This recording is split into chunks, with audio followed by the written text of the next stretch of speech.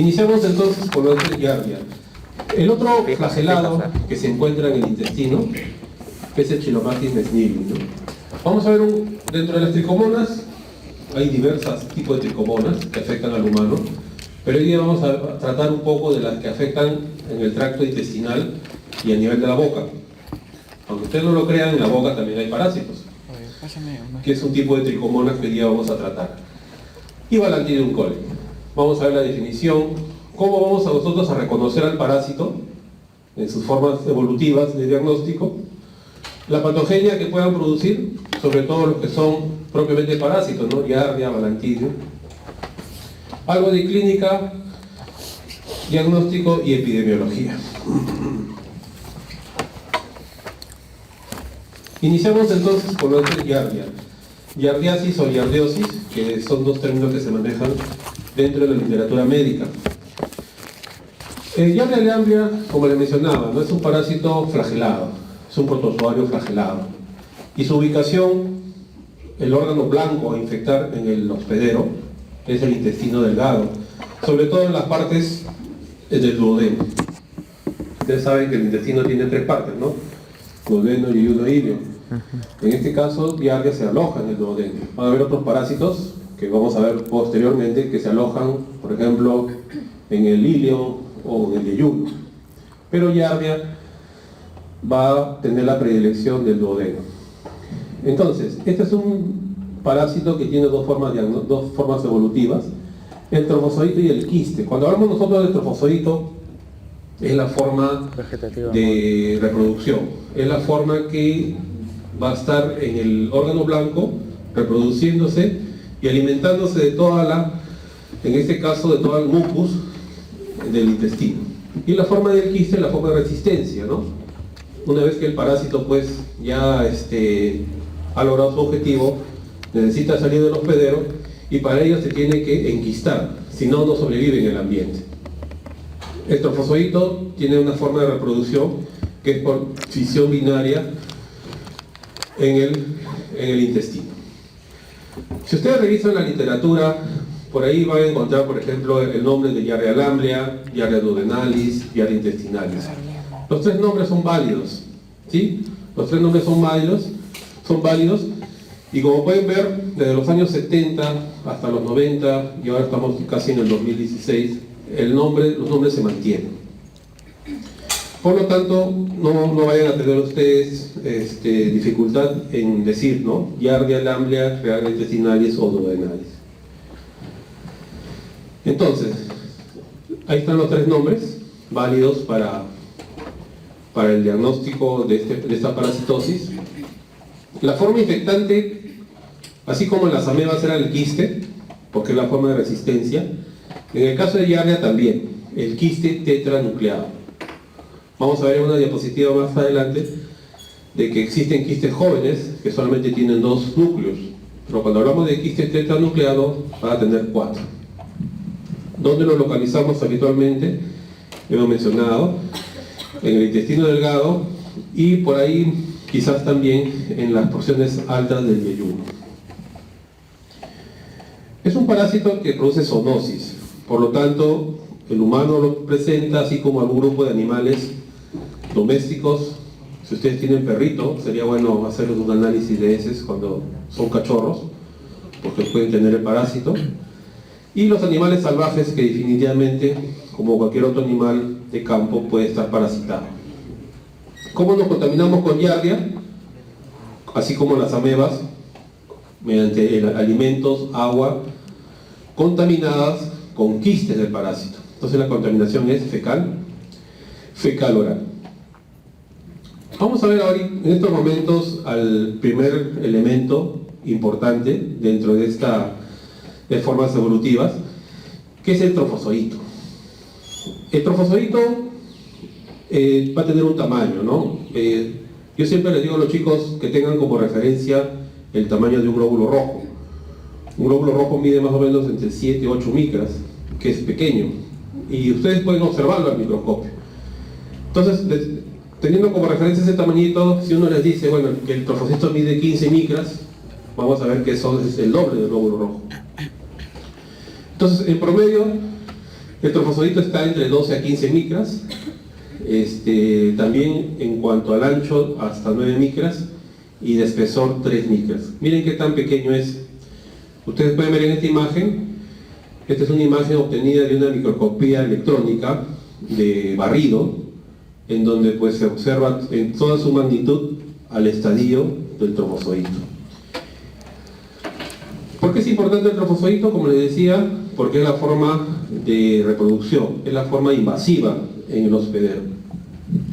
Y este trofozoito se va a caracterizar porque estructuralmente va a presentar algunas partes muy importantes para poder fijarse en el órgano blanco, que es el enterocito del intestino delgado. Y una de estas partes principales es la ventosa, o también llamada disco suctor. Ustedes pueden ver acá en la imagen de microscopía electrónica de barrido esta estructura, ¿no? A manera de ventosa, como un hueco. Esta estructura la utiliza el parásito para poder adosarse en la vellosidad intestinal. Entonces, la ubicación es más o menos 2/3 del cuerpo del parásito. ¿Cuál es la función de la ventosa? Fijarse en la mucosa, ¿no? Y esta fijación de la mucosa lo hacen mediante proteínas. Quizás ustedes en el curso, en la clase de amebas, les han hablado de proteínas que son importantes para poder, que el parásito utiliza para poder infectar o atacar a la célula blanco. Y las lectinas son una de ellas, ¿no? Creo que las amebas insolíticas tienen lectinas, en este caso los trofocitos de Giardia también los tienen. Y es una especie de receptor con su ligando, ¿no?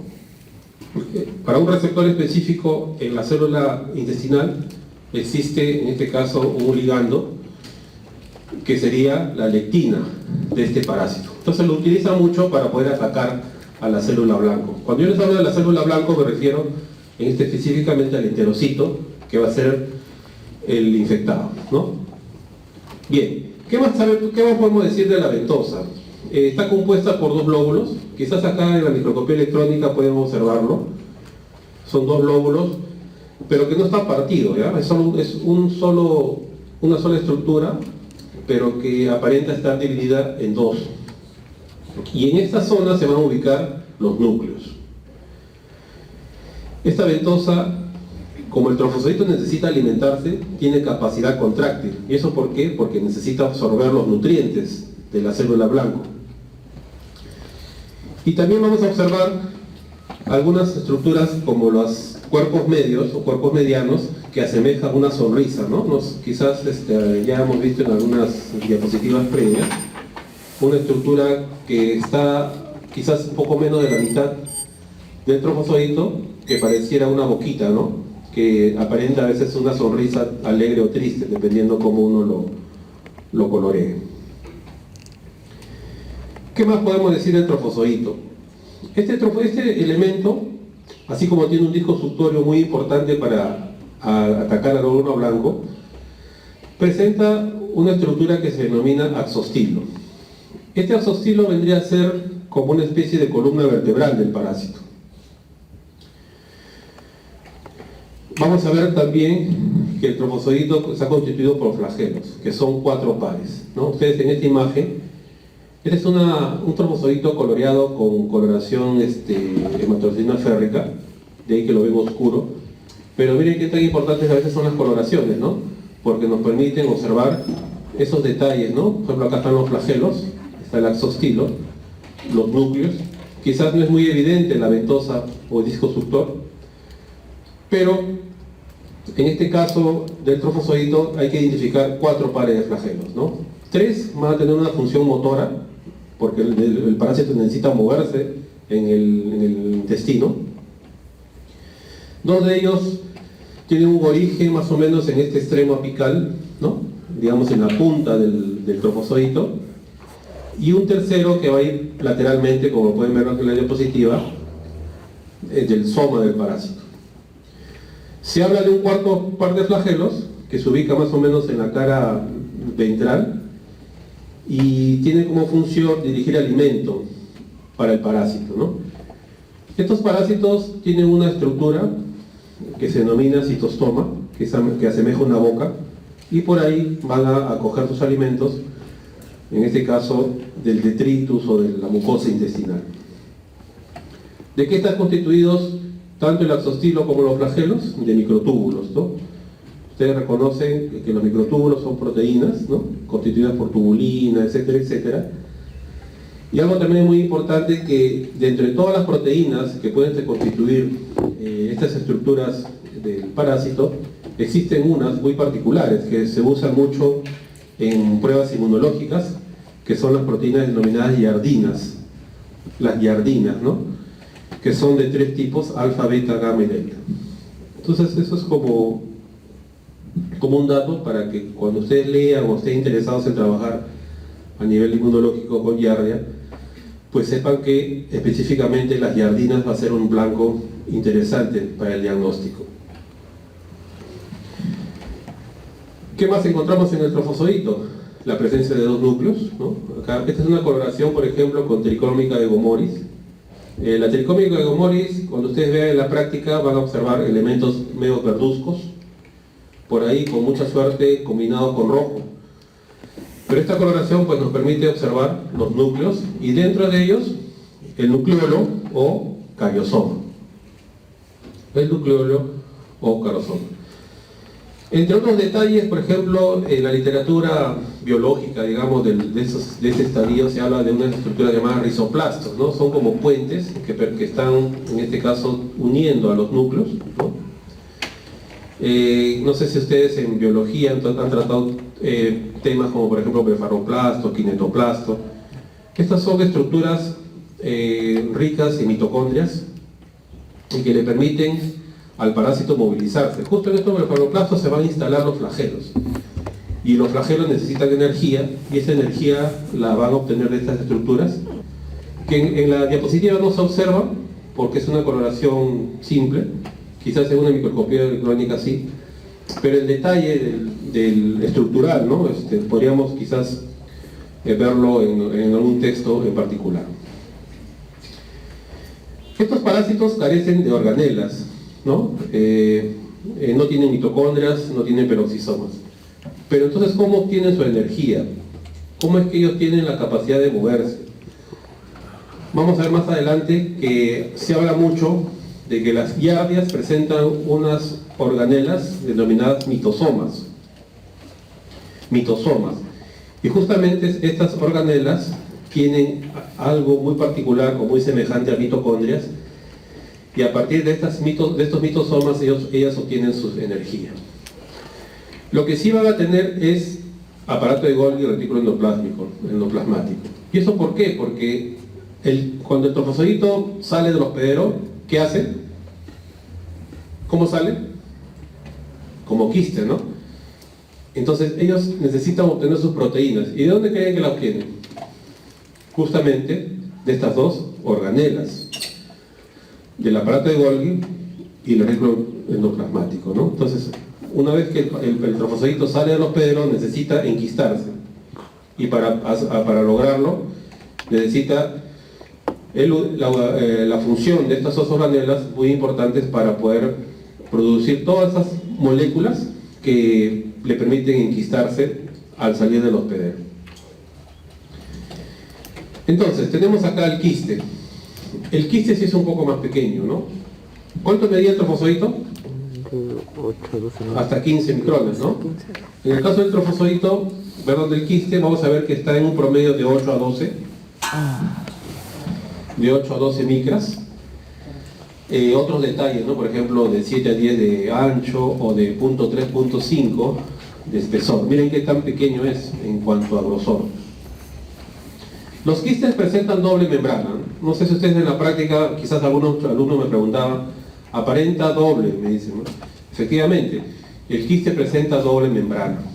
Y esa doble membrana es característicamente filamentosa y va a estar constituida hasta de un 60% de carbohidratos. La diferencia va a estar constituida de proteínas.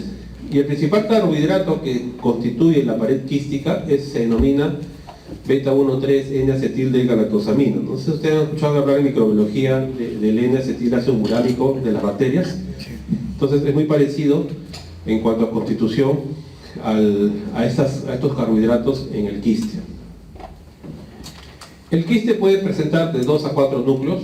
Recuerden que siempre el quiste tetranucleado es el infectivo. Cuando hablamos de 2 es quizás un quiste todavía aún inmaduro. Entonces, el quiste, cuando encuentra su hospedero susceptible, va a necesitar salir de esa envoltura. Y para salir de esa envoltura, este quiste necesita algunas proteínas también. Entonces, la pared quística va a contener unas enzimas que son de tipo cisteína proteasas, y estas enzimas van a estar rodeando todo el quiste, ¿no? Toda la membrana del quiste, y son muy importantes para el desenquistamiento.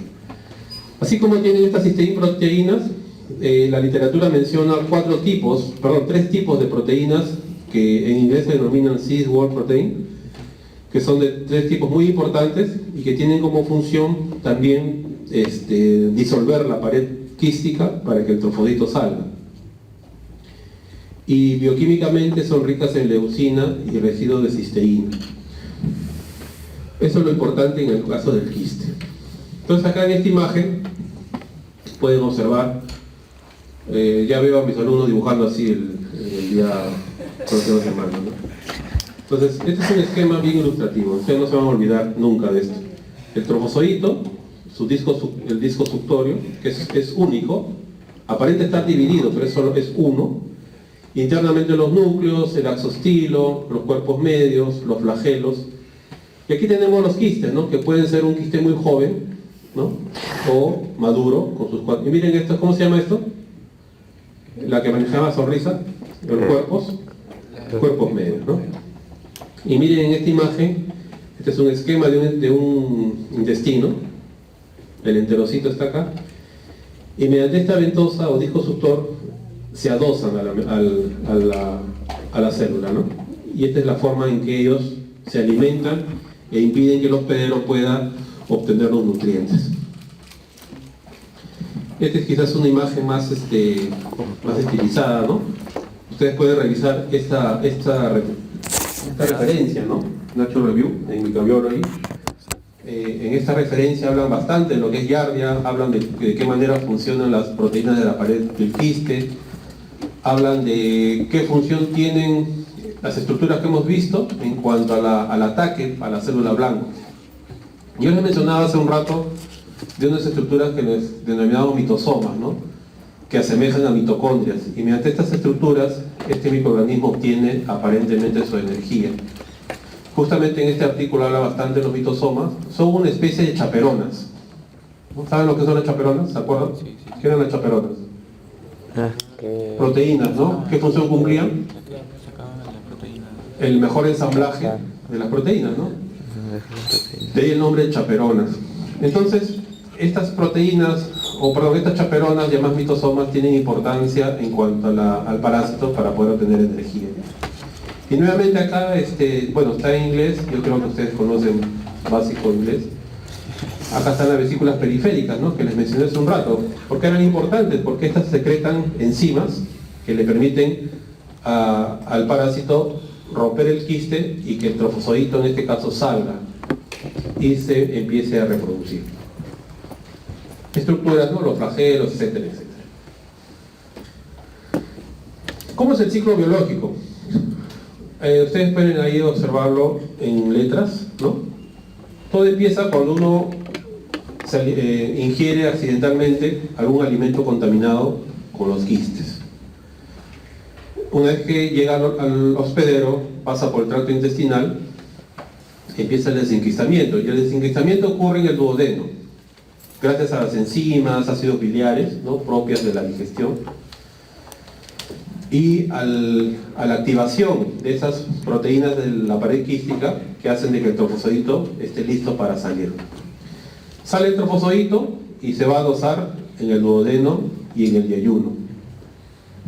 Empieza la etapa ya de reproducción del trofozoito, empieza la etapa de adhesión a la mucosa y la división de estos en forma longitudinal, en fisión binaria. Cada quiste ingerido va a originar 4 trofozoitos. Empieza luego el daño de la mucosa, pero va a haber un momento en que de una fase aguda va a pasar a una fase crónica en el hospedero y por ende este empieza a eliminar al parásito. En este caso, el trofozoito empieza a activar otras enzimas para que se forme la pared quística y de esa forma salga con las heces al medio ambiente, ¿no? Una forma de transmisión de este parásito es el fecalismo al ambiente, ¿no? A veces, como todo parasitosis, existen sintomáticos y asintomáticos. Hay personas que están felices de la vida, pero tienen la giardia. Y en campo es muy frecuente que el fecalismo es una forma de diseminar al parásito. Si es así, ¿qué ocurre luego? Un hospedero susceptible ingiere el quiste y nuevamente empieza el ciclo. Este es un ciclo biológico sacado de esta parte de la literatura, de la CDC, en donde pues está acá el hospedero susceptible y sobre todo, ¿no?, el mecanismo de transmisión, alimentos y el agua. Si ustedes recuerdan, hemos hablado de que el tamaño del quiste es muy pequeño. Entonces, si uno no tiene un control en el agua en cuanto a lo que es el tratamiento de los filtros, por ejemplo, o de algún filtro en particular en los caños, estos parásitos pueden pasar. Y si pasan, va a ser la población, en este caso que consume esa agua, va a estar en riesgo. Sobre todo, y también las aguas de regadío, ¿no? Ustedes saben que a veces las frutas, las verduras, no hay otra forma, creo, de poder regarlos, y por ahí a una persona defeca en campo infectada y va a diseminar al parásito. Entonces, para no olvidarnos, el quiste es la forma infectiva, ¿no? Se desenquista ¿dónde? En el duodeno y yeyuno, y ahí viene la parte de reproducción. Sale primero el parásito. Cuando del quiste emerge o sale el trofozoito, se denomina exozoito. Ese es el nombre que se le da. Exozoito. Exozoito. Y ese exozoito empieza a dividirse para finalmente dar 4 parásitos. ¿Qué es eso? Cuando sale del hospedero puede ser en forma de quiste o en forma de trofozoito. Como toda enfermedad tiene una fase aguda y una fase crónica. Los trofozoitos se pueden observar en un paciente que está eliminando en fase aguda con una diarrea muy particular. Ahora vamos a hablar un poco de las características. Y en cambio una persona asintomática que está feliz de la vida va a tener su parásito, él se va a reproducir en el intestino, pero como no le va a causar síntomas, va a defecar y va a eliminar la forma de quiste. Entonces ambas formas son válidas para el diagnóstico, sea el trofozoito o el quiste. Pero ojo, la forma infectiva es solamente el quiste. Cuando este trofozoito cae al ambiente y como no está protegido de nada, simplemente va a ser destruido. Va a ser destruido. En cuanto a la patogenia de Giardia, ya hemos hablado que el duodeno y el yeyuno va a ser la zona a atacar, va a ser el órgano blanco. La adherencia de la pared intestinal lo va a hacer mediante su ventosa, su disco suctor. Va a producir una llamada irritación catarral. ¿Saben lo que es irritación catarral? ¿Alguna vez se han resfriado? ¿Qué pasa cuando se resfrían? Hay flujo de moco, ¿no? Entonces ese flujo de moco es abundante. En el caso de Giardia, produce una diarrea tipo acuosa, muy profusa, y ahí es la terminación catarral. Cuando el parásito infecta al duodeno, ¿no? Va a producir vacuolización, va a producir vacuolas en las células epiteliales, y eso conlleva a una necrosis. Y esta necrosis, básicamente vamos a ver también que hay un recambio de células de superficie. No va a haber un tiempo prudencial para que esa célula que ha sido atacada sea suplantada. Es muy rápida la mitosis en este caso. Entonces vamos a tener células muy inmaduras en el intestino y por ende no van a tener la función principal, que es la absorción de alimentos. Y ahí la dificultad de poder absorber el hospedero, los alimentos, y la diarrea, que es el principal síntoma en estos pacientes en fase aguda. Ustedes tienen acá un corte histológico del duodeno. Acá pueden observar el daño que ocurre en la pared o en la mucosa. Y en esta imagen, en un corte también histológico, pueden ver en el lumen los trofozoitos, ¿no? Los trofozoitos de Yardia. Bien, en este esquema, nuevamente enfatizar lo que es la patogenia, ¿no? La adherencia del trofozoito al epitelio intestinal se dice que es mediante una presión negativa, ¿no? Ellos se adosan al enterocito fuertemente mediante su disco suctor, y esta adhesión va a estar acompañada del uso de algunas proteínas, ¿no? Proteínas propias del disco suctor, las yardinas que hemos hablado, entre otras. Algo más característico del trofozoito cuando está ya infectando a la célula, al enterocito, es que compite con el hospedero por los nutrientes, porque necesita reproducirse, es un parásito. Entonces compite con el hospedero, con cualquier elemento propio del órgano blanco en este caso, para poder reproducirse. Nuevamente acá están las lectinas, que son proteínas que están presentes en el disco suctor y que lo utilizan para poder encontrar su receptor en la célula blanco y poder invadir, ¿no? La irritación de tipo catarral, como les mencionaba, es una diarrea muy profusa en casos de agudos. El daño del enterocito, este sería el enterocito, es evidente. Como está dañada el enterocito, no están las células propias de la superficie, por lo tanto se produce la mala absorción.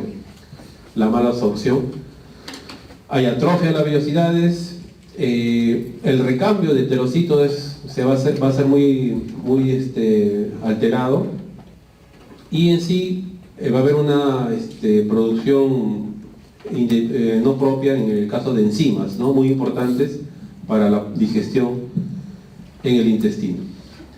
Algo que también se ha visto es que Yardia tiene la particularidad de atacar las inmunoglobulinas.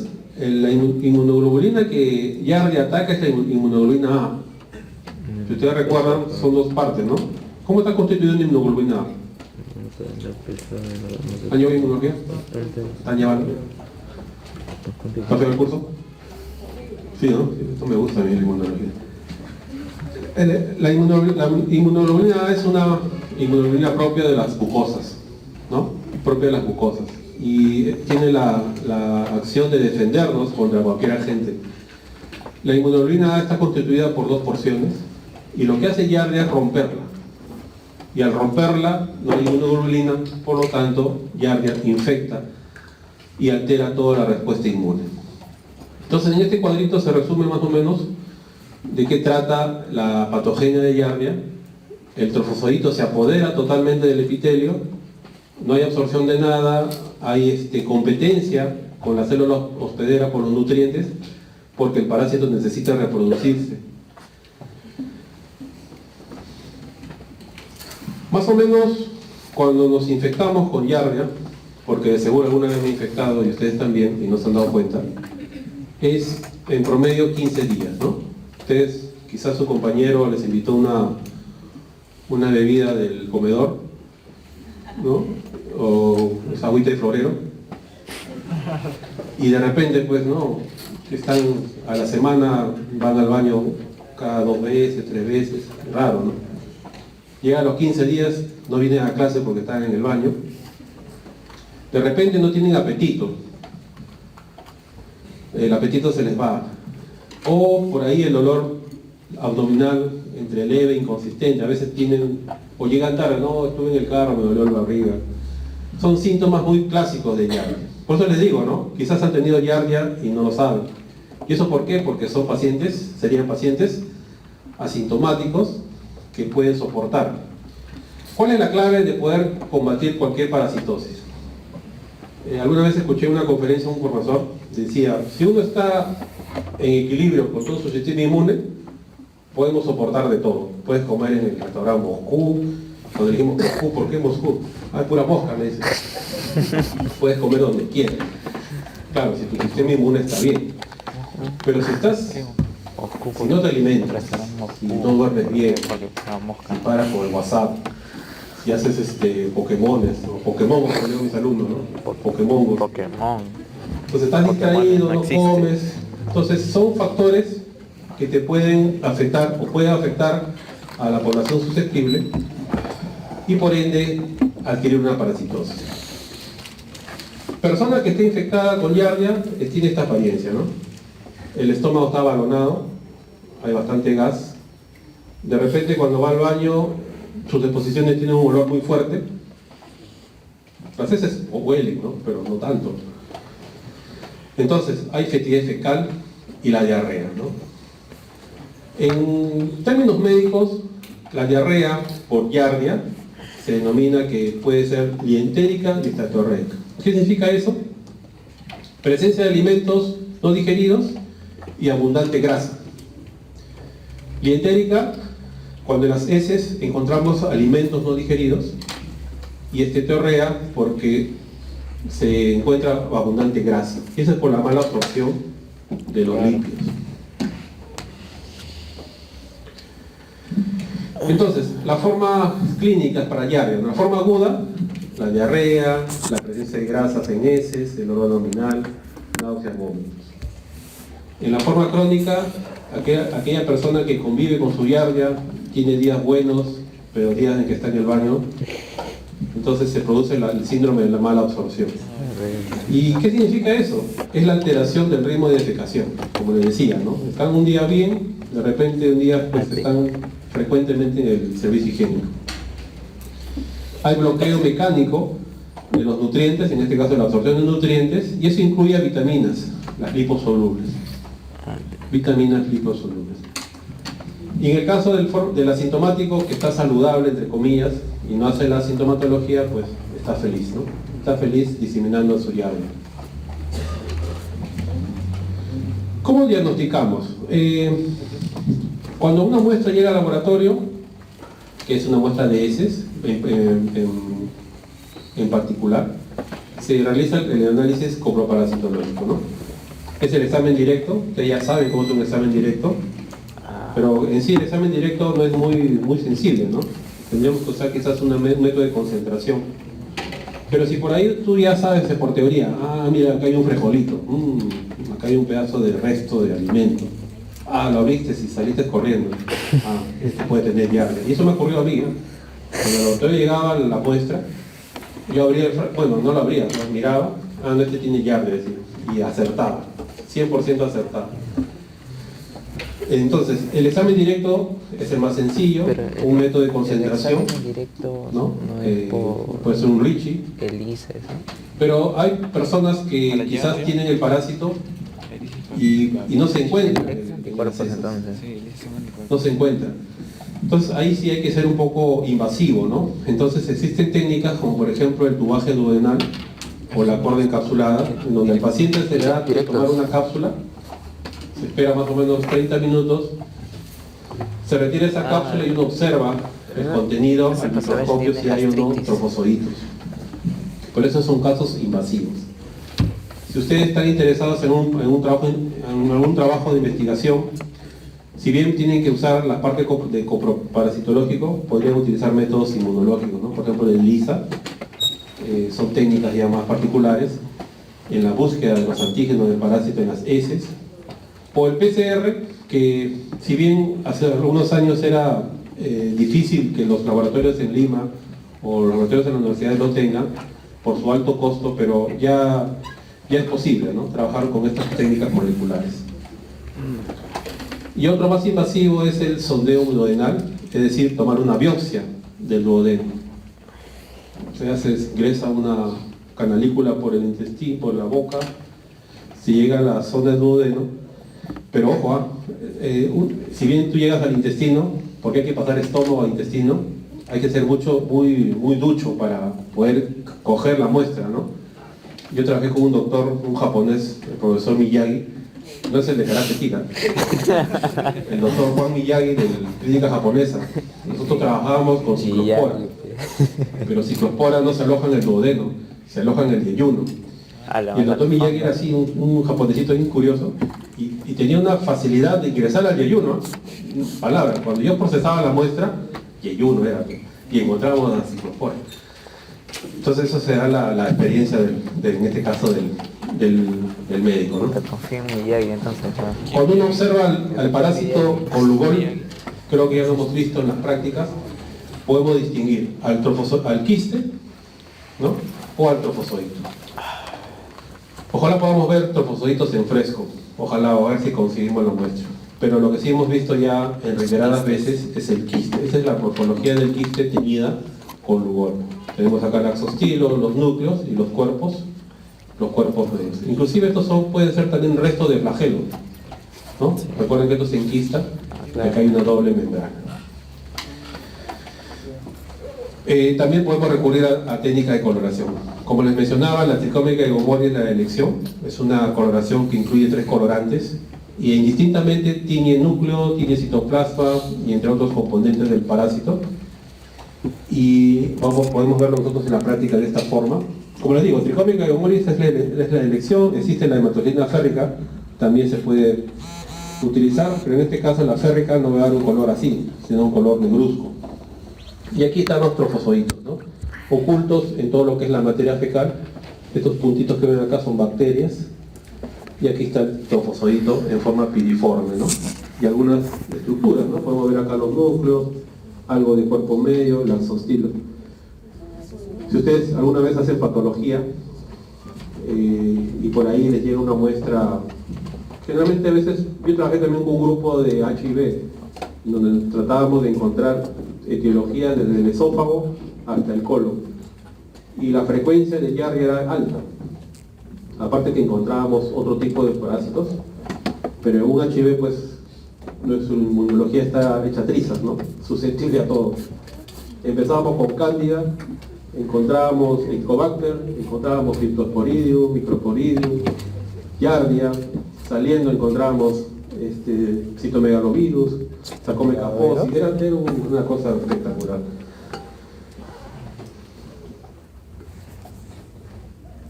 Si ustedes alguna vez quieren trabajar con Yardia, pueden recurrir a métodos, por ejemplo, de cultivo. Es un parásito que se puede cultivar en laboratorio. Entonces existen métodos de cultivo muy particulares, como el Diamond modificado, que sus siglas es el TIS 33. Tiene una serie de componentes, se vende comercialmente.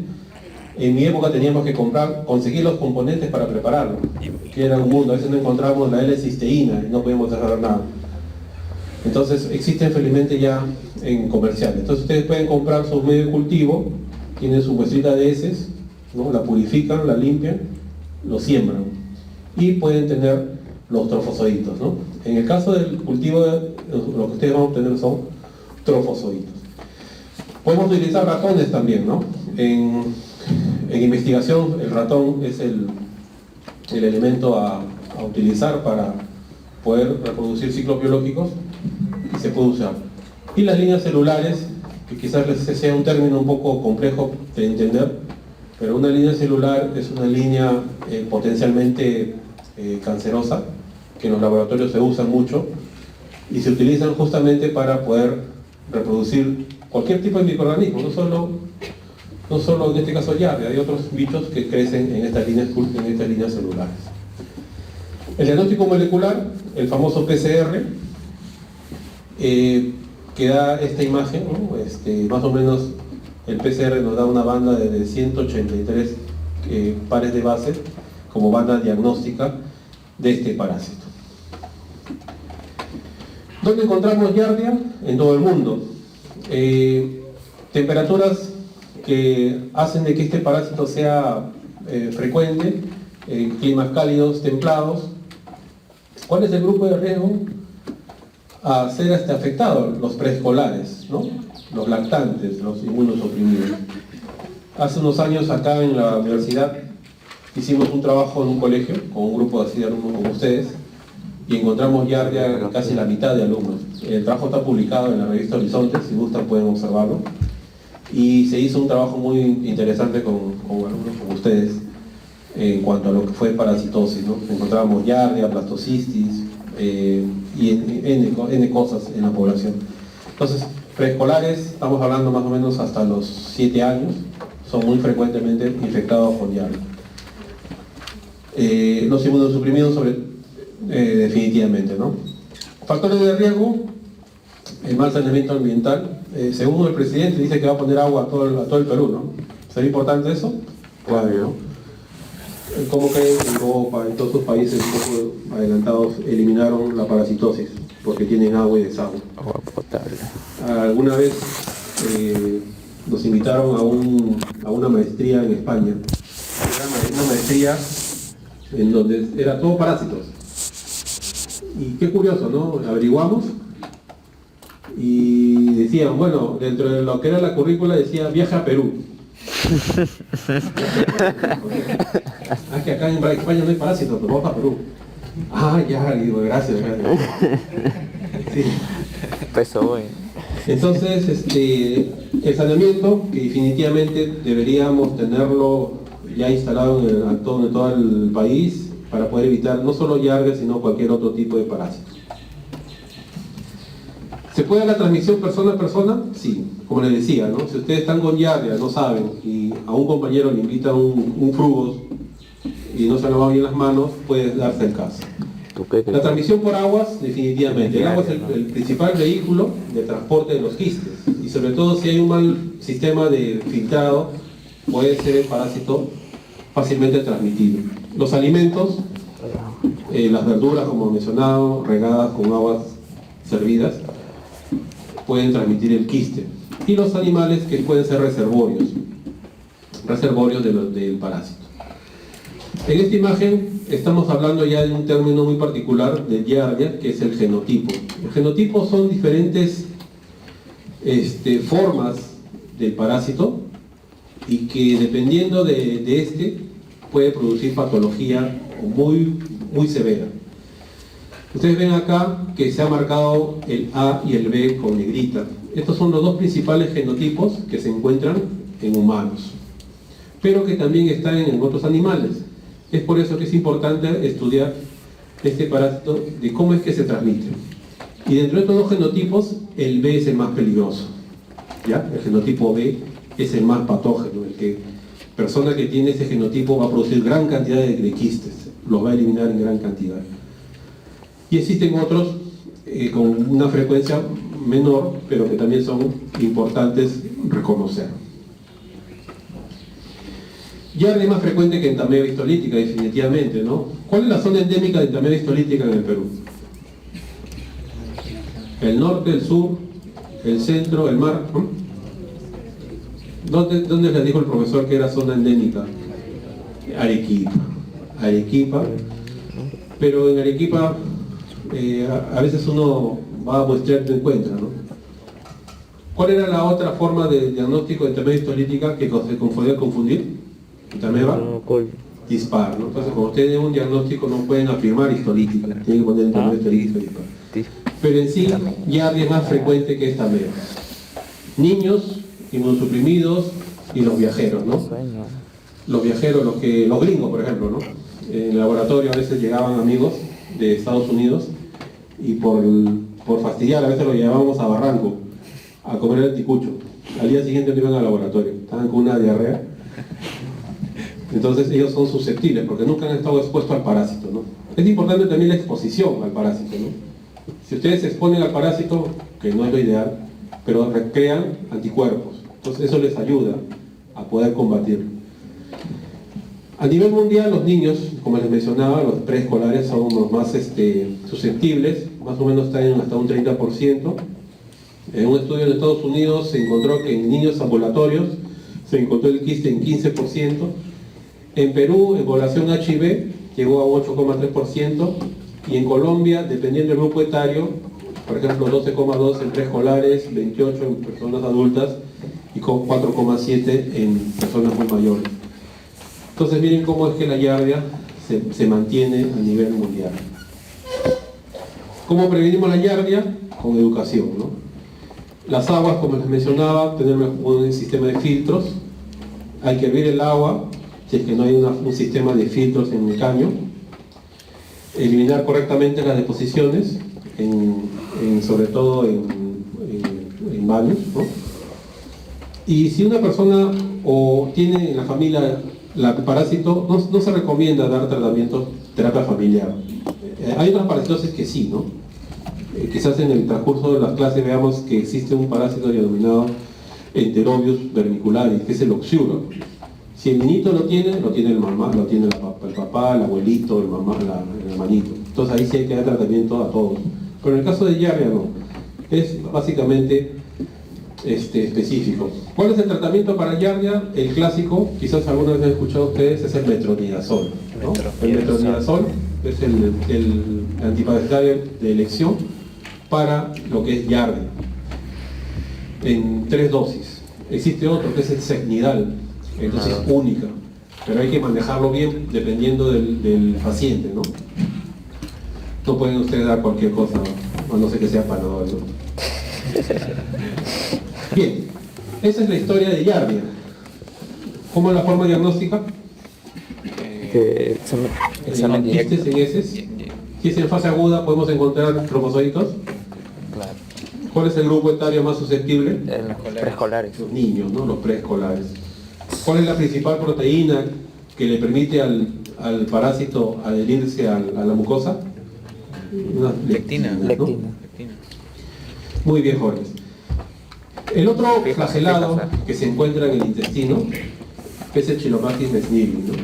Este es un bicho muy pequeño, a ese le tengo bronca, porque cuando quiero enfocarlo en el microscopio, a no ser que la muestra tenga 1 millón, no lo encuentro, porque es bien pequeñito. Miren que mide entre 10 a 15 micras, es bien pequeño. Es un flagelado del intestino grueso, ojo, ya Chilomactis dejó el intestino delgado, nunca va a estar por ahí. Su órgano blanco va a ser el intestino grueso. Así como está en el humano, puede estar también en otro tipo de mamíferos. Lo bueno de Chilomactis es que no es patógeno, pero sí es molestoso, ¿no? Es molestoso. Yo creo que no deberíamos tener parásitos, o quizás una carga permisible, ¿no? Como dicen en los bioterios, ¿no? Yo a veces quiero comprar ratones, le digo, ¿qué tal? ¿Están limpios? Bueno, tiene sus bichitos con la carga permisible. Y cuando analizo la muestra tiene un montón de cosas. Y cuando uno trabaja con animales, deberían ser limpios totalmente. Entonces, Chilomactis presenta 2 estadios también, el trofocito y el quiste, ¿no? El aspecto del parásito en lo que es el quiste es un aspecto piriforme, ¿no? Parece un limón o una lágrima. El trofozoito se va a caracterizar porque presenta una hendidura que se denomina citostoma, es su boquita, por ahí come, ¿no? 4 flagelos y va a tener un cariosoma bien grande que casi ocupa todo el núcleo. El quiste, la forma infectiva, recuerden que nos infectamos con quiste sí o sí, no con trofozoito porque el trofozoito se muere en el ambiente. El quiste tiene esta forma de limón, como les mencionaba, una forma de limón, forma de lágrima. La reproducción del trofozoito por fisión binaria. Y para encontrar el parásito en heces es viendo o los trofozoitos o los quistes. Esta es la imagen con Lugol, ¿no? Así vamos a tratar de observarlo en las prácticas. Y acá está el trofozoito, que en la parte anterior inclusive se pueden ver los flagelos. Acá está con una coloración mejor, que es la tricómica de Gomori, ¿no? El Chilomactis no tiene azoxtilo, por ejemplo, ¿no? El Chilomactis no tiene azoxtilo, el trofozoito me refiero. Pero ustedes pueden ver acá que tiene una prolongación de la membrana, ¿no? Que aparenta un azoxtilo. Pero no es. Simplemente es una prolongación de la membrana del parásito que asemeja a un azoxtilo. Pero este parásito no tiene, a diferencia de Giardia. Aquí está el núcleo y su cariosoma. Y este es el quiste y el núcleo con su cariosoma grande. ¿Cómo nos infectamos? Alimentos, mecanismo de transmisión, la vía oral, fecal, va a ser el intestino grueso donde se va a alojar el parásito, y la forma diagnóstica puede ser o quiste o trofozoito. Recuerden que si está en fase aguda la persona, va a eliminar gran cantidad de trofozoitos. Otros parásitos, en este caso flagelados, importantes en el tracto intestinal o en el tracto digestivo del hospedero, van a ser las tricomonas. Vamos a hablar nosotros, o vamos a conocer durante todo el curso, tricomonas, por ejemplo la tricomona vaginalis. Esta va a ser una clase particular, muy aparte de la de hoy día. Vamos a ver, por ejemplo, tricomona tenax. ¿Dónde se encuentra tricomona tenax? En la boca. Aunque ustedes no lo crean, a veces en el laboratorio donde yo trabajo, hicimos un estudio a ciegas, ¿no? Porque nadie quería poner su nombre. Entonces lo que yo hice fue dar frasquitos y un palito de diente, ¿no? Al alumno. Y ellos tenían que poner un código en particular. Me dieron la lista y encontré técnicas, ¿no? Y entre los que encontré técnicas no querían decirlo, ¿no? Porque estaba la enamorada ahí. Entonces es bien posible encontrar este parásito en la boca. Y en el intestino vamos a encontrar este Tricomona hominis, porque es del hombre en particular, es un comensal, pero que en la actualidad se le denomina Pentatricomona hominis. ¿Y eso por qué? Porque presenta 5 flagelos, a diferencia de las otras tricomonas. Entonces tienen acá en la imagen Pentatricomona hominis, Tricomona tenax y vaginalis. Vaginalis va a ser tratada en una clase aparte. Entonces, la Pentatricomona hominis no es patógeno, pero sí es molestoso. Se va a alojar en el intestino grueso del hombre. Puede también encontrarse en primates y en otros mamíferos. Miren acá, 5 flagelos libres, ¿no? En la parte anterior, y un sexto flagelo que va a recorrer la membrana ondulante. Algo que no les mencioné, estas tricomonas tienen un aspecto piriforme, y en general, todas las tricomonas van a presentar flagelos, entre 4 a 5. Van a presentar un núcleo, van a presentar una estructura que parte el parásito, que se denomina axostilo también, al igual que la Giardia, y va a presentar una membrana ondulante, que va a bordear el soma del parásito. Y esta membrana ondulante termina en una especie de flagelo. Entonces, todas las tricomonas tienen esas características. De ahí, en el caso de pentatricomonas, lo que va a diferenciar de las otras son los 5 flagelos libres en la parte anterior. Y uno que es como que bordea el cuerpo, que sería la membrana ondulante. El trofozoito es el único estadio que va a ser de diagnóstico. Las tricomonas no tienen estadio quiste. Las tricomonas no tienen la forma quística, solamente van a presentar la forma de trofozoito. Siendo las heces la muestra a buscar el parásito, pues en ella vamos a encontrar solamente trofozoitos.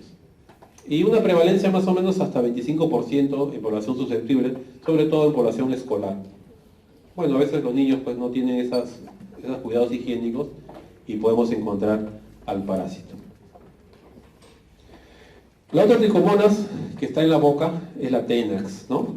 Más o menos llega a medir entre 5 a 15 micras, presenta 4 flagelos libres, también tiene su membrana ondulante. El citostoma que va a estar presente en casi todas las tricomonas, ¿no? Y es una forma de obtener sus alimentos, que generalmente es mucus, bacterias. Lo que sí, Tricomona tenax simplemente se evita con una higiene bucal, ¿no? Entonces, un tratamiento en sí, si vas a querer tomar una pastilla para Tricomona tenax, no lo hagas. Un buen cepillado, un buen enjuague bucal y visitar a tu dentista, ¿no? Ya en casos extremos, ¿no? Quizás esto más dirigido a personas inmunosuprimidas, ¿no? Si tienen Tricomona tenax, podría llegar a un tracto respiratorio, ¿no? Producir algún absceso de pulmón, que quizás sea consecuencia, ¿no? Pero si encontramos tricomonas, no hay que echarle la culpa, ¿no? Está ahí por otras causas. Aquí tienen la imagen, ¿no? Del diente, donde se aloja la tricomona. Si por ahí tiene una caries, o un absceso, o una hinchazón en el diente, podríamos tomar una muestra. Me dicen nomás secreto y vemos si hay. ¿Ya? Entonces, la cavidad bucal humana es la que se encuentra, pues, expuesta a este parásito. Entonces, la transmisión es directa, saliva, besos. Ojo, si tu enamorado tiene tricomona y te da de comer con su cuchara, peor todavía, cuidado. Y si te da de beber su gaseosa, peor todavía, cuidado. ¿Ya? Tengan mucho cuidado.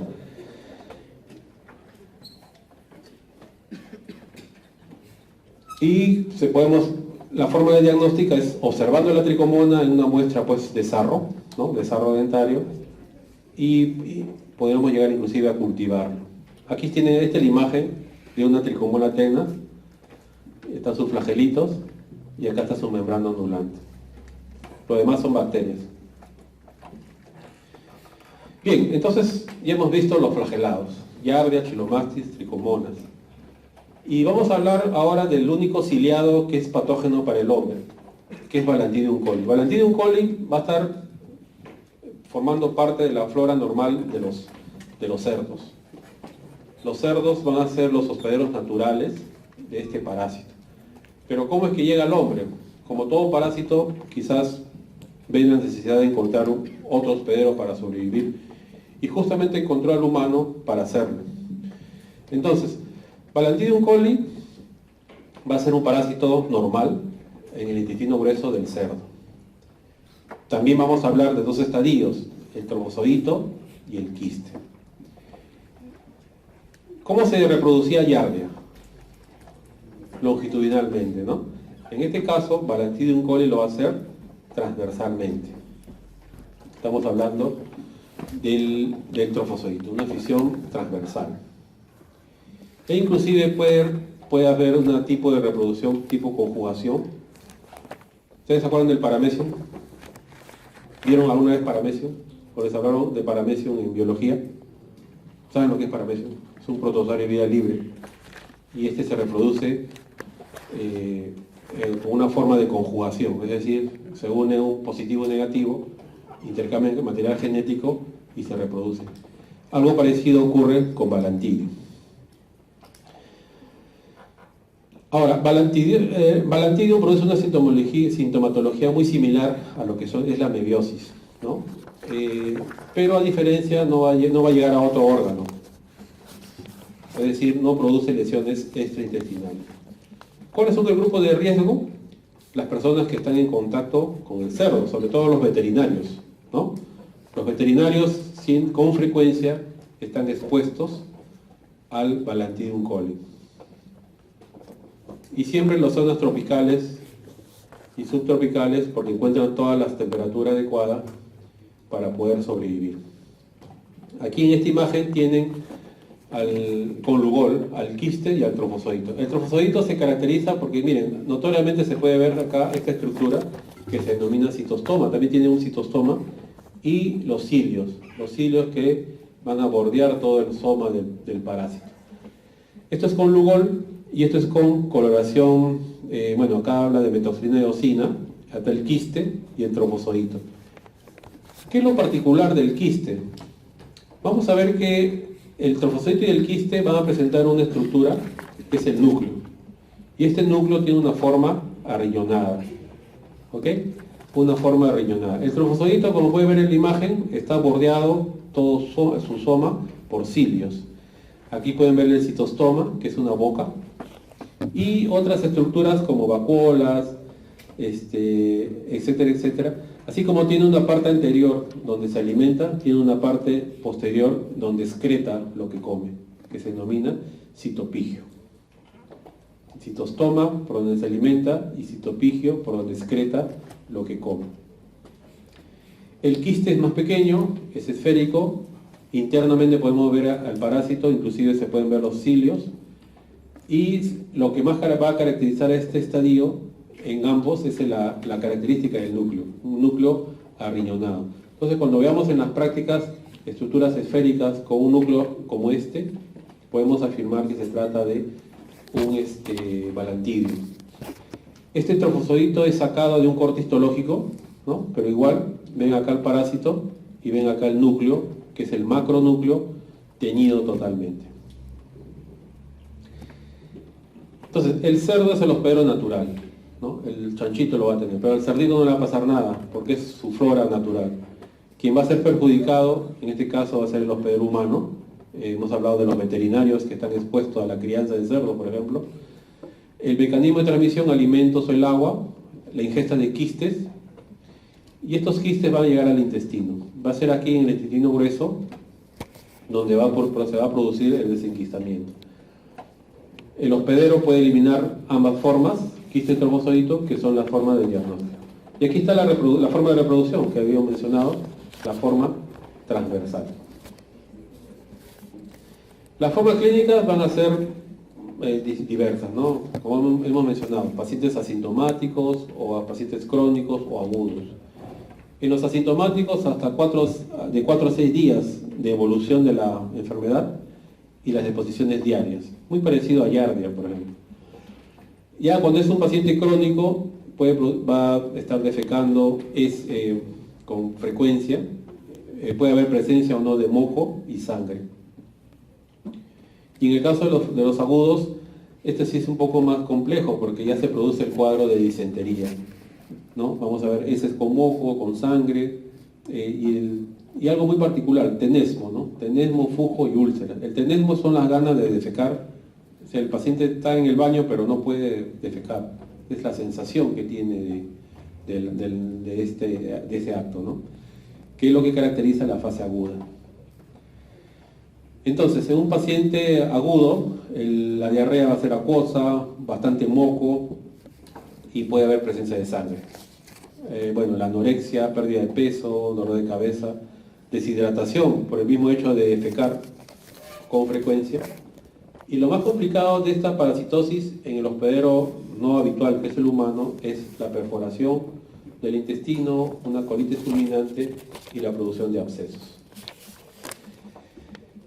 ¿Cómo es la patología de Balantidium? Todo se inicia con el desenquistamiento del quiste. ¿Dónde ocurre el desenquistamiento del quiste? En el intestino delgado. ¿Eso qué significa? Que por acción de los jugos gástricos de la bilis, ese quiste que ingresa va a liberar al trofozoito. Y este trofozoito liberado va a migrar al colon. Y va a ser en el colon donde va a tener su acción lítica, puesto que siendo un trofozoito va a empezar a reproducirse. Ustedes pueden ver acá en la imagen distintos elementos que son los trofozoitos. Entonces, esta forma de reproducción del parásito en la mucosa va a hacer que forme colonias, ¿no? Colonias de trofozoitos en el colon. Y esta acción lítica va a estar acompañada de la producción de una enzima. Balantidium coli va a producir una enzima que se denomina la hialuronidasa. Y esta hialuronidasa va a tener una acción de romper todo lo que es tejido del colon. Y por ende el parásito va a seguir invadiendo, ¿no? Entonces dentro del tejido se multiplica el parásito y empiezan las otras consecuencias, ¿no? Que puede ser la formación de una úlcera, de un absceso en la mucosa. Y estas úlceras tienen que ser diferenciadas con otro tipo de patologías, ¿no? Podría ser incluso una amebiasis polistolítica, pero ya en casos extremos, tomar una biopsia a nivel de intestino con estas características de ulceración, etcétera, etcétera, para poder dar un diagnóstico certero. En el caso de las muestras o de las biopsias no encontramos quistes, ¿ya? Ojo, solamente vamos a encontrar trofozoitos, porque ahí está en la diapositiva lo menciona, ¿no? La formación de colonias. Entonces no vamos a encontrar quistes. A veces cuando uno hace un corte histológico y observa al parásito en forma redonda, dice, acá hay un quiste, ¿no? Pero para que sea quiste necesita tener su cubierta quística. El trofozoito no lo tiene. Es por eso que en un corte histológico a nivel patológico solamente vamos a encontrar trofozoitos. El diagnóstico a partir de heces, ¿no? Si nosotros, por ejemplo, en el laboratorio, cuando hacemos prácticas de Balantidium, mis alumnos van al camal. Y en el camal, felizmente a veces desechan, ¿no? Porciones del intestino y justo llevan ellos el ciego. Y una vez en el laboratorio nosotros procesamos la muestra y encontramos millones de quistes, trofozoitos y quistes. Entonces una forma de poder trabajar en laboratorio con esta muestra es a partir del ciego del intestino de cerdo. Huele un poquito, pero después hay que tener el parásito. Encontrar trofosforitos quistes en heces, en un examen directo, un método de concentración, una rectosigmoidoscopía es un poco más extremo, ¿no? Quizás pacientes que pues por ahí estén con un grado muy severo. Las biopsias de las úlceras y sobre todo jóvenes hay que tratar de diferenciarlo clínicamente de otro tipo de etiologías como poliomielitis, disentería basilar o colitis ulcerativa, ¿no? La amebiosis polistolítica, disentería basilar por Shigella, por ejemplo, o una colitis ulcerativa por una Escherichia coli, que son cuadros muy particulares o muy semejantes a lo que puede producir Balantidium en el hospedero. Profilaxis, flagelados y ciliados intestinales. Definitivamente la higiene, ¿no? Higiene, tener agua y desagüe, eliminar correctamente las excretas, tanto de humanos como de animales, y de esa forma nosotros podemos evitar la transmisión. A nivel de comunidad, por ejemplo, proteger las fuentes de agua, nuevamente contar con desagües y una educación sanitaria, pues, ¿no? Fundamental para poder evitar esta enfermedad. Y en todas las parasitosis que nos puedan afectar a nivel intestinal. En forma individual, impedir el contacto con las heces, sobre todo los que trabajan en veterinaria, ¿no? Ellos tienen una faena directa con el animal y por ahí tienen que estar pues con su correcta vestimenta y evitar el contacto con las heces. En población normal que no está en contacto con el cerdo, deberíamos pues no tener contacto con esta muestra. Filtrar el agua para cualquier parasitosis es fundamental, la higiene personal y quizás los alimentos, ¿no? Sobre todo las verduras, los que son de regadío con aguas hervidas, definitivamente debe ser cocinada, ¿no? Si van a la pollería Rocky, no coman pues verdura sin cocer, ¿no? Tiene que ser cocinada. Y así evitamos estas parasitosis. Esto lo pueden complementar con Botero, ¿no? Un libro básico. Acá tienen una revista donde pueden ver lo que es la giardia, sobre todo. Está en inglés, detrás de una sonrisa dice el título, ¿no? Dice Behind the Smile, ¿no? Detrás de una sonrisa, la biología celular y la enfermedad, mecanismos de enfermedad de especies de giardia, ¿no? Hizo un artículo muy simpático, es del 2010, lo pueden ustedes visitar. Bien, jóvenes, muchas gracias.